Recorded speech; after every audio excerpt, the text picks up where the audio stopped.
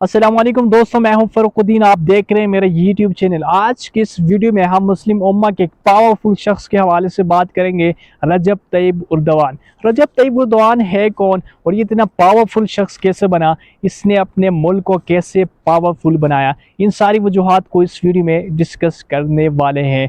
ज़रा इस बात के गौर करें कि दुनिया में बहुत सारे ऐसे ममालिक है वहाँ मुसलमानों पे जुल्म हो रहे हैं। उनमें कश्मीर है, फ़लस्तीन है, बर्मा है और बहुत सारे ऐसे इलाके हैं जिनमें तैयब उर्दवान एक वाहिद ऐसी शख्सियत है कि वो इसके ख़िलाफ़ आवाज़ उठाता है बग़ैर हिचकिचाहट के, बग़ैर किसी भी वजह से वो जो है वो इस पे फ़ौरी तौर पर रिएक्शन देता है कि मुसलमानों पे जो भी जुल्म हो रहे हैं ये बिल्कुल गलत है, हम इसकी मज़म्मत करते हैं और वो उस पर अच्छी तरीके से रिएक्ट भी करते हैं।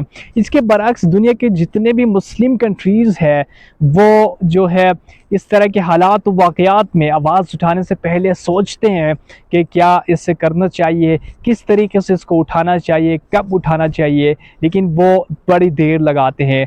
तैयब उर्दवान की एक जो है मशहूर होने की वजह पूरी उम्मत मुस्लिमा में ये एक ही वजह है, सबसे बिग रीज़न कि वो दुनिया में जितने भी जहाँ पे भी मुसलमानों पे जुल्म हो रहे हैं वो उनके ख़िलाफ़ आवाज़ उठाता है। अब समझने वाली बात ये है कि ये ही वजह है कि जिसकी वजह से तैयब उर्दवान जो है वो एक फ़ेमस पाकिस्तान में भी बहुत सारी मुस्लिम कंट्रीज़ में भी है। जब तैयब उर्दवान 26 फरवरी 1956 को इस्तांबुल के एक मज़ाफ़ाती इलाके में पैदा हुए, उस वक्त उसके घरेलू जो हालात थे वो बड़े वीक थे।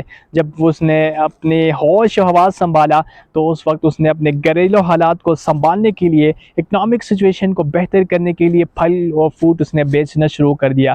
फल और फ्रूट बेच के उसने एजुकेशन भी हासिल की।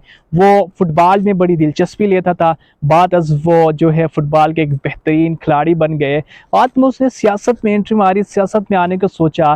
पहली दफ़ा 1994 से लेके 1998 तक वो इस्तांबुल सिटी के मेयर रहे। दिलचस्प बात यह है कि इस दौरानिया में इसने इस्तांबुल सिटी को इतना मॉडर्न और टेक्नोलॉजी से लेस बनाया कि दुनिया में वो जो सिटी है इस्तांबुल वो पहले नंबर पर आ गया। उसको इतना मॉडर्न किया, उसको इतना बेहतर किया, इंफ्रास्ट्रक्चर से लेके बहुत सारी ऐसी तब्दीली की जिसकी वजह से जो है वो सिटी पहले नंबर पे बन गया। यही जो टर्म था, यही जो दौरानिया था, इसमें तुर्की के आवाम जो है वो ये सोच रही थी कि जिस तरह उसने अपने दौरानिया में तुर्की का जो शहर इस्तांबुल सिटी है उसको इतना मॉडर्न बनाया है, ये मुल्क के लिए भी बेहतर साबित हो सकता है। बाद उसने 2002 में वो जनरल इलेक्शन में तुर्की के जो है वो वज़ीर-ए-आज़म बने। उससे लेके आज तक वो कभी वज़ीर-ए-आज़म और कभी सदर, उसके ख़िलाफ़ कोई भी जब आवाज़ या कोई भी इलेक्शन लड़ता है तो वो हार जाता है, कोई भी उसके ख़िलाफ़ इलेक्शन नहीं जीत सकता। यही वजह है उसने बहुत सारी कामयाबियाँ हासिल की। अब इसमें बिग रीज़न ये है कि पाकिस्तान के अगर हालात को अब इसमें थोड़ा-सा मैं हाईलाइट करूँ तो पाकिस्तान में जो सबसे बड़ी रीज़न ये है कि वो इक़्तिदार में जो भी लोग आते हैं वो अपने मफ़ाद के लिए आते हैं और अपनी मनमानी के लिए, अपनी सियासत के लिए कुछ ऐसे इक़दामात करते हैं, वो लॉन्ग टर्म नहीं तो शॉर्ट टर्म की वजह से वो जो है पूरा मुल्क जो है वो बाद अज़ फ्यूचर में वो तबाही का शिकार हो जाता है। तैयब उर्दवान की जो इक़्तिदार दौरानिया है उसमें उसने बहुत सारी कामयाबी हासिल की, बहुत सारी तब्दीलियाँ हासिल की। जब वो इक़्तिदार में आया तब उसके जो इकनॉमिक सिचुएशन थी वो इतनी ख़राब थी, मतलब इकनॉमिकली वो दुनिया में 111वें नंबर पर था। आजकल वो दुनिया के G20 ममालिक में शामिल है। कहने का मतलब दुनिया के 19वें नंबर पर है, इक़्तिसादी लिहाज से इतना मज़बूत हो चुका है। ये सारी वजह है तुर्की में, जब उसकी पॉलिसी की वजह से, तैयब उर्दवान की जो बेहतरीन पॉलिसी की वजह से उसमें जो लोअर क्लास है वो मिडिल क्लास बन गया और मिडिल क्लास जो है वो एलीट क्लास बन गया। इसके बरक्स अगर पाकिस्तान में सोचिए, आज तक अगर आप देखें तो उसमें गरीब जो है वो गरीब होता जा रहा है और जो अमीर है वो अमीर होता जा रहा है। ये बिग डिफरेंस कि तुर्की की जो पॉलिसी है उसने बहुत बड़ी चेंजेस की। अब तैयब उर्दवान की सबसे बड़ी कामयाब होने में, पावरफुल बनने में, कंट्री को पावरफुल बनाने में ये चंद वजूहात मैं आपके सामने रखूँगा कि उसने अपने मुल्क में तकरीबन 50 जो है वो एयरपोर्ट्स तामीर करवाए। इसके साथ साथ तकरीबन 19,000 किलोमीटर जो है वो तवील लंबी सड़कें बनाई। उसके साथ जो है तीसरे नंबर पर 11,000 जो किलोमीटर रेलवे लाइन बिछाई। अब उसने चौथे नंबर पर सबसे बड़ा काम जो है तकरीबन 2 अरब 70 करोड़ दरख्त लगाए। ये सबसे बड़ी वजह है। अब चौथी नंबर पे जो बड़ी रीज़न है, पाँचवीं नंबर पे वो ये है कि उसके जो जो कचरा होता था मुल्क में, उन्होंने वो रिसाइकिल करके तवानाई उससे बनाई, उससे जो है पूरे मुल्क में जो है तवानाई प्रोवाइड की। अब ये कचरे को रिसाइकिल करना ये कितनी बेहतरीन थ्योरी है। अब इसको भी पाकिस्तान में मज़ीद बेहतर तरीके से इम्प्लीमेंट करना चाहिए। अब जो उसने अगला जो उसने बेहतरीन काम किया है वो ये किया है कि तकरीबन टर्की के जो देही इलाके हैं और जो सिटी हैं उनमें तकरीबन 98% जो है वो बिजली उनको मुहैया की जाती है। और तकरीबन आजकल ये रिसर्च में बताया जाता है कि 70% लोगों के बैंक अकाउंट है और वो बहुत अमीर है। वहाँ पे जो है निज़ाम बहुत बेहतर तरीके से जा रहा है।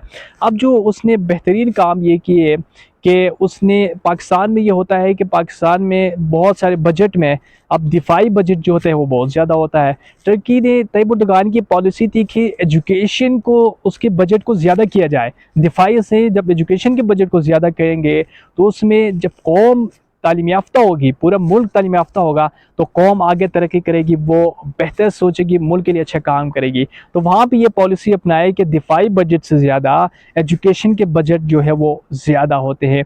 एक यही वजह है। उसने मॉडर्न टेक्नोलॉजी से और तहकीक के लिए तकरीबन 35,000 लेबॉर्ट्रीज़ जो है वो जो अपने मुल्क में कायम की।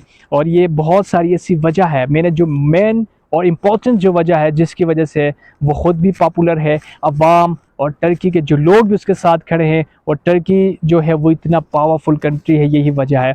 यही वजह है कि 2016 में फ़ौजी एक धड़े ने मार्शल लॉ लगाने की तजवीज़ की, और मार्शल लॉ लगाने की तजवीज़ की उस वक्त तैयब एर्दोगान की एक कॉल की वजह से टर्की की पूरी आवाम जो है वह सड़कों पर निकली, टैंकों के सामने लेट गई, क्योंकि उनको एक अपने मुल्क का बेहतर फ्यूचर नज़र आ रहा था। इन सारी वजह की, इन सारी रीज़न की वजह से Tayyip Erdogan popular, Tayyip Erdogan एक पावरफुल शख्स है, अपने मुल्क को बहुत बेहतरीन तरीके से लीड कर रहा है। इनमें कुछ वजह यह है कि जब तैयब एर्दोगान हालिया दिनों के इलेक्शन में जब उसने वाज़ेह बेहतरी हासिल की और दोबारा जो है वह टर्की के सदर बन गए, तो कुछ ऐसी बैरूनी ताकतें हैं वो मायूस कुन थे कि कहीं टर्की मज़ीद आगे न निकल जाए। वो बेहतरीन जो एक पॉलिसी है 2023 की, उनको अपना के एक बेहतरीन मुल्क न बन जाए। तो यही वजह है, कुछ लोग इससे डरते भी है और उसकी ज़िंदगी को कुछ ख़तरात भी है। एक वजह है कि 2016 में फ़ौजी एक धड़े ने मार्शल लॉ लगाने की तजवीज़ की, तो तैयब एर्दोगान की कॉल की वजह से सारी कौम सड़कों पे आई और टैंकों के सामने लेट गई और जो है उनका मुकाबला किया, तैयब एर्दोगान को वाज़ेह फ़तह दिलाई। यही वजह उनको ये समझ आ रही थी कि ये एक ऐसा लीडर है, ये ऐसा हुक्मरान है, वो इस मुल्क को तरक्की दिला सकता है, आगे ले जा सकता है।